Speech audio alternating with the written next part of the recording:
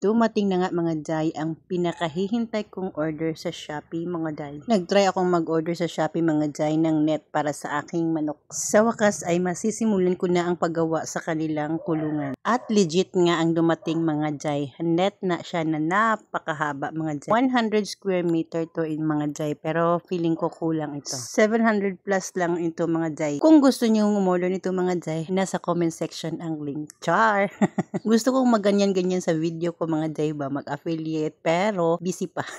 Paano yan mga Jai, mga ka-reels, mga content creators, sabi ni Titi Soto, kunan daw nila ng 50% tax yung ating income mga Jai, mga maliit or mga malalaking content creator. Dahil sa isang upload lang daw natin ng video, marami daw agad tayong pera. Walang hiya sila mga Jai. Mukhang tax na lang sila. Buti sana kung nagagawa nila yung trabaho nila, hindi naman. Centavos na nga lang yung kita natin sa isang video mga Jai, tapos kukunin pa nila 50% tax. Kung alam lang sana niya kung paano kahirap gumawa ng content, bakit hindi na lang sila ang magsakripisyo mga Jai, no? Yung di mo na sila sa sahod ng 1 year para pang solusyon sa problema sa ating bansa. Bakit tayo yung magsasakripisyo? Ay, naghahanap buhay tayo ng maayos mga Jai, pero yung mga tiwaling politiko na yan, ay ewan ko na lang. Sana makarma nga sila very soon. So ayan nga mga Jai, no, nagkuha na nga ako dito ng mga kahoy mga Jai for free. Char! Nangawat lang di ay. Kasama ko ang dalawa kong anak mga Jai, kumuha kami ng kahoy dito sa kalapit naming area sa Jai. Binebenta na nila ito mga Jai. Sayang nga yung mga niyog, mga tanim dito. Last time mga Jai, ang daming niyog, ang daming mga lansones, durian, rambutan, ang daming mga kahoy-kahoy dito na area mga Jai. But now, wala na.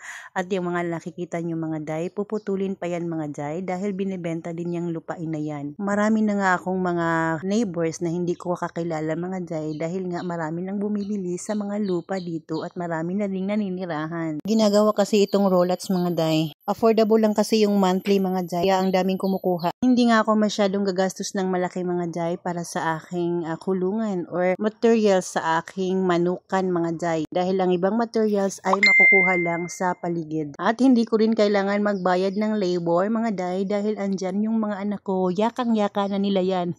Yan ang panganay ko, walang damit. Siya yung panganay ko mga Jai. Siya yung first year college student at tourism yung kinuha niya mga Jai. Yung pangalawa ko naman mga Jai ay baba. Ito namang isa mga Jai ay siya yung pangatlo ko mga Jai. Grade 12 student mga Jai.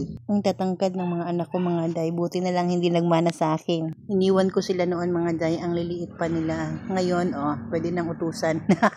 ng utusang mag-labor. Yan, ipapakita ko sa inyo mga Jai ang nabili kong 100 square meter lang naman mga Jai. Isa ito sa napundar ko nung nagtrabaho ako dyan sa Singapore. Tinaniman ko nga ng durian mga Jai. Kulang nga siya sa abono mga Jai. 5 years from now, may bunga na yan. Pero may plano akong ibenta ito mga Jai. So kung interesado kang bilhin ito mga Jai, just PM me ASAP. Bilhin mo na para magkapit bahay na tayo.